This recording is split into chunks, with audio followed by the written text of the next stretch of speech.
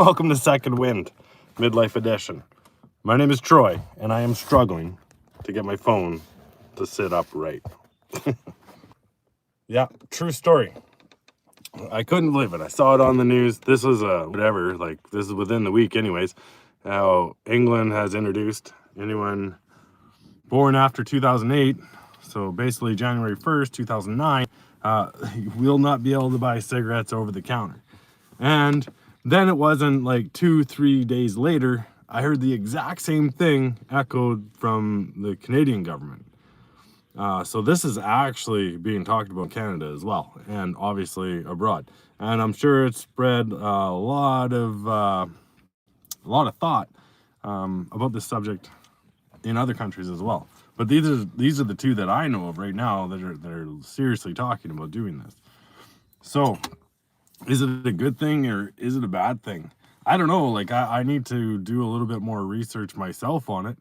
But all in all, like really, I guess if we stop and really look at it and think, okay, if cigarettes were introduced today, would they be legal to purchase?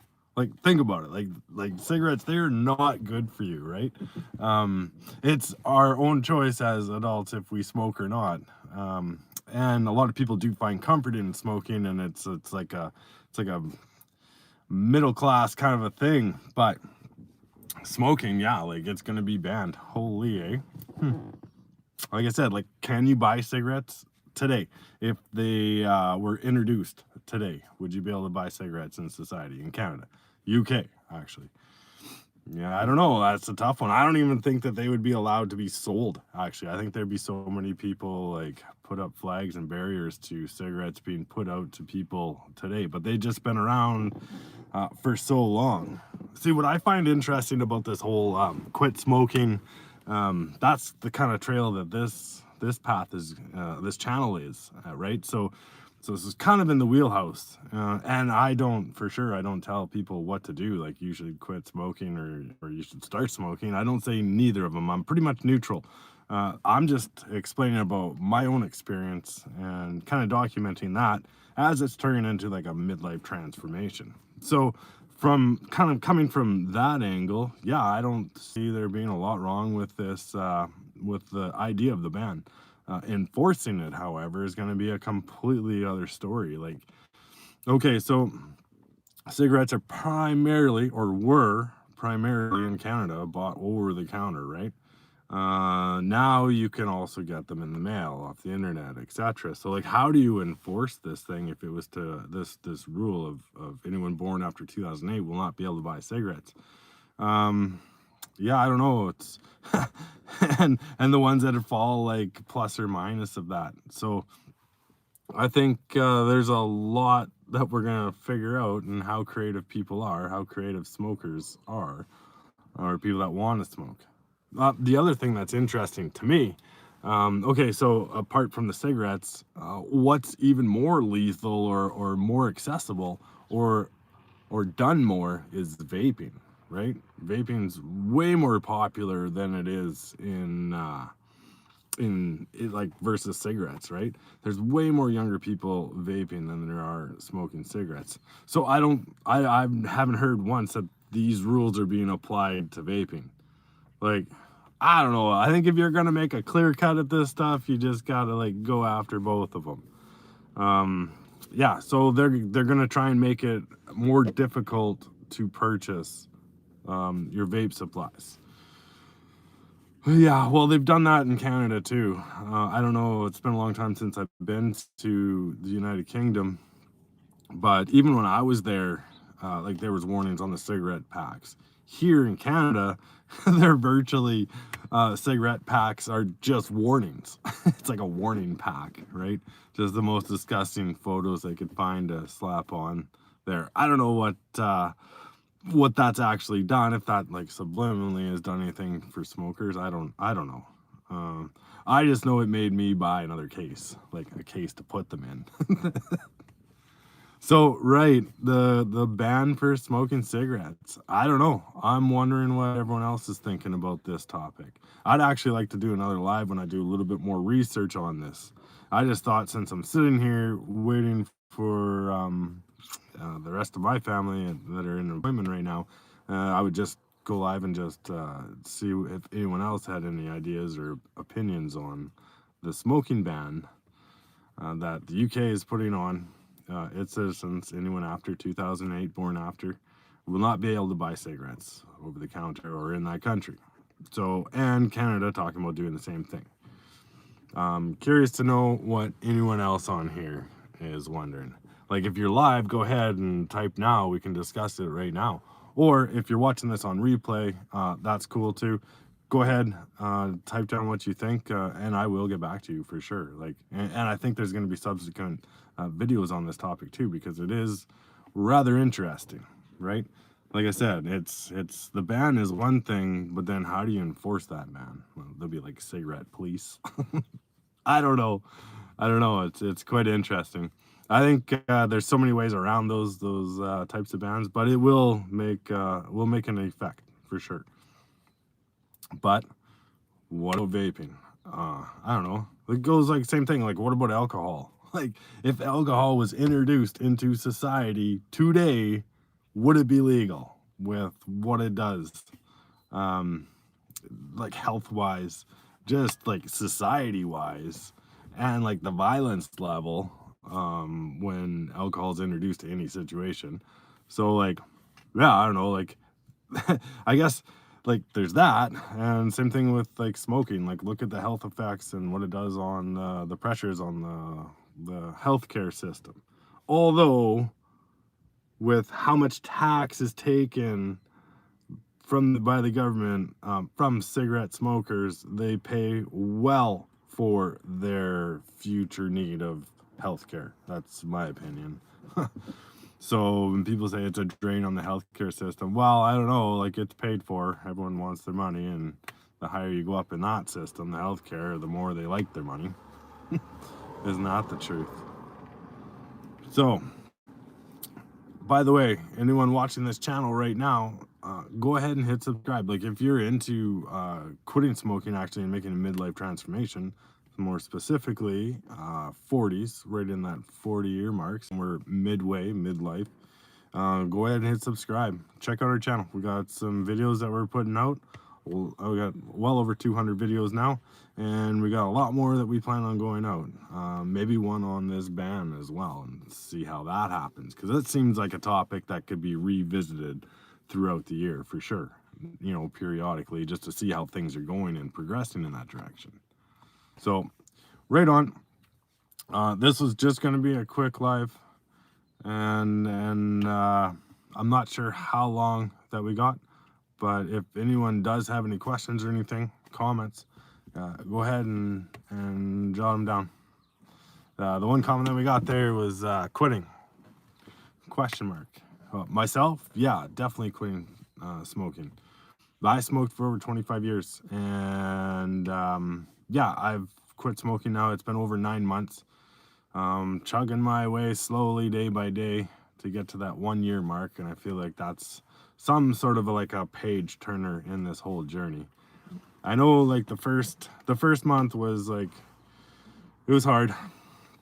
In fact, the second month was just as hard, just in a different way. Like, the first month was quitting smoking, and that was like the physical withdrawals and trying to like break those mental habits. Then it's broke into, okay, so I'm not smoking. Now what do I do with that time, right? It's like that transformation is happening there. That's where you get like how many cigarettes you smoked, about 5 minutes a cigarette, times that by how many, and you got like an hour or two a day that you got to figure out what you're doing with yourself. And that leads into that midlife transformation. Go down the road a little bit, down to 3 months, and you're feeling like, hey, you're quitting smoking now. Like, you're not even a smoker anymore. You're kind of like a smoker just trying to be a non-smoker still at that point, because it's still like a mental thing, and it's very mental at that point. So it's like these cigarette companies have really had it figured out, and they've been doing this for a lot of years, right? How long does it take to establish a habit? Well, that's why there's nicotine in your cigarettes, right? because that nicotine is there long enough to establish that mental habit. And then after that, they got you hooked and they can kind of bank on the money that they're receiving. Although the last 10, 15 years, there's been a lot of pushback on cigarettes, and here's another one. And that's been the smoking ban that's happening in UK, like we're talking about in this video, and also talking about bringing it to Canada. So it's interesting. I'm definitely going to do some more research on this, and when we do a video, maybe I'll have some stats that I can pull up and show you as well, just to kind of like show like a bigger picture of what's happening with cigarettes in the world today. Because there's places in the world, like I know, like when I was in India, I was buying like cigarettes for like 25, 30 cents a package, Canadian, 30 cents, 35 cents Canadian for the premium cigarettes. Versus like here, and it's like $20 for a pack of cigarettes. But you can also get cigarettes online from the natives for like $5 a package. So $20, and they're still earning off of them. So like it's crazy the markup on these cigarettes and how much is going to the government, which makes you think that they want to hold on to that money. Like, yeah, I don't know, it's an interesting thing. Like, it's definitely up for debate, that's for sure. So thank you. Hey Johnny, how are you doing? Johnny was asking, so how do I sorry, let me read this first.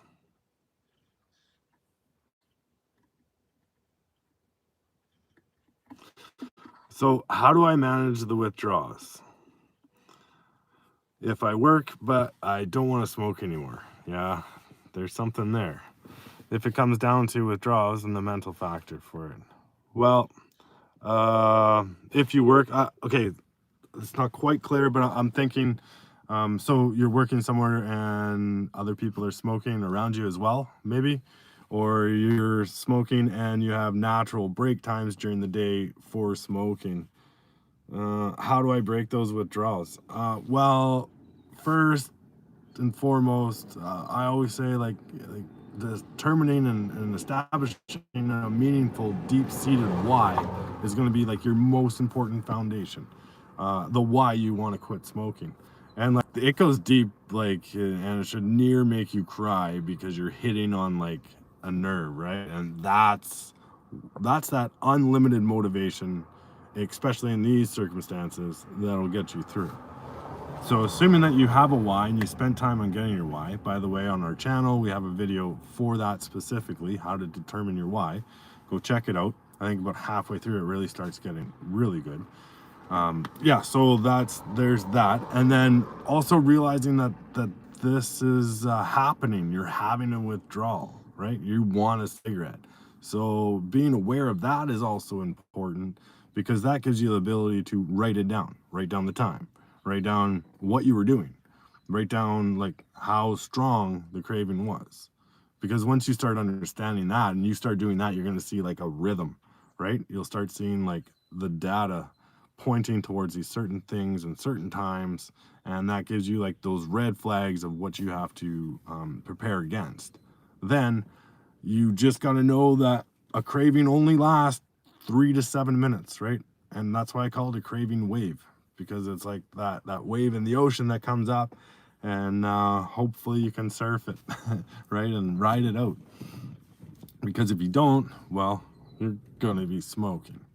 But I think with those three things lined up, then also include that time to go back to your why, to revert back to your why. And to do so, it worked for me, was to do deep breathings, like on a count of 4, like breathe in for 4 seconds, hold for 4 seconds, breathe out for 4 seconds, hold for 4 seconds, and then repeat that. Eyes closed. I don't know, my eyes generally closed, like, but at that time, and then once I could feel my heart rate slow down, I would revert back to my why and say it out loud or in my head. And trust me, like over time, especially early on, you get a lot of practice on your why, so you can like bring it up like that, and it's just on repeat. So that would be my recommendation. I don't know, it worked for me, it might work for you as well. Also, if you haven't, to check out our channel, the playlist, that 30 or 90 days quit smoking. Yeah, there's that video there too. So or series of videos. I think there's 9 videos there, 8 for sure, and I got 2 more coming because I want to do one for 6 months, and then again the last video for 1 year. So Johnny, I hope that answered your question. Yeah, if anyone else has a question, please feel free to ask. Yeah, we're kind of talking about the smoking ban and the rules and regulations around smoking, but any question is suitable. It's just a live stream, right? So like some of the restrictions, how old you have to be in the UK to purchase cigarettes? That's a good question. I don't know that, actually. If anyone on here does, like, feel free to let us know. I know here in Canada, it depends on what province you live in as far as how old you have to be to purchase cigarettes. It fluctuates either 18 or 19, and almost does that all the way throughout the provinces. Like here in Manitoba, where I am, 18, you can purchase cigarettes. 16 is legal to buy them, as far as I know, unless something like that has ever changed. Isn't that crazy? So how does that work, right? You can be 16 to smoke cigarettes, but you have to be 18 to buy them. That don't make sense. So when do I start to feel normal again? You never will feel normal again. But you will feel different. And because it's been so long, I don't know how long you've smoked for, but myself, like 25 years plus, right? Quit off and on all the way through. But for that long, like, I don't even know what normal is. And that's why I say you won't go back to normal. Like, I know, I don't even know what normal is after that amount of time, because cigarettes, they creep into every part of your life until they become like that, you know, with your life. So I don't know if there is a normal, but I do understand what you're trying to say. Like, when does your life go back to not being surrounded by thinking of cigarettes or smoking cigarettes, or like slipping up and having one? I think that's what you mean. And I would say it goes in stages. Like, it's not like you just wake up and you're like, bam, I don't want cigarettes anymore, or you don't think about them. No, it's a gradual thing. It's craving by craving. Early on, those first 72 hours, it's a nightmare. That's all you're going to think about. That first month, yeah, it's probably around that 3rd week, 4th week, you're going to start to think, okay, yeah, you're not thinking about cigarettes until you have a craving again, or you smell it, or you see it, you dream about it. Something like that's going to happen and bring you back. But I think that 3-month mark, 6 months, maybe 6 months, like, yeah, like maybe you're having a craving every odd day, right? Maybe one in 2 or 3 days or something. And it's only because it was something like driving, right? Like something where you associated smoking with, and those two things like went together. Or maybe it was waking up in the morning, something like that's gonna happen. So yeah, so answer that question, I would say probably you're gonna start to feel normal again around that 3, somewhere in that 3 to 6 month range. So 21 to buy alcohol. Okay, this is in the UK. 18 to go to war. Okay, maybe this is in the US. Was that in the US there, big dog? 76? Yeah. I know it's like, it's completely bonkers, isn't it? Like cigarettes. Why are cigarettes even a thing, actually, right? Like, kind of gotta ask that. Like, but like the big cigarette companies, they're into vaping. They're into so much more than just cigarettes. Like, they know cigarettes are dying. The US, yeah. Okay, thanks, big dog. Yeah. Johnny, worst. Yeah, it's an accomplishment, okay? Like, nothing comes easy. And if it's hard to do, that means that the results are worth it. Okay. I think maybe start looking at it like that. And also anyone that's in that like 30-day or quit more than 30 days. I say 30 days because like you're kind of over those like the physical side of the withdrawals, like they're already gone. And after that first month, um, you're really searching out for like who you are now and what you like to do. You get a chance to go and revisit all these other opportunities that you had before, or hobbies or interests, and you get to retry them or try new ones and see what fits in. So like there's a lot of change happening. And also in generally in the first description, or in the description, the first link is a way that you can connect with me, myself and my wife, both. And I can share with you some of the products that I'm using. They're not quit smoking products, but they're like health driven for future me, to give myself the benefit of the doubt while trying to regenerate my body for more healthier living. So like I can share with you all of the wellness products that I'm using that are actually making a difference, especially for me in midlife and making a midlife transformation.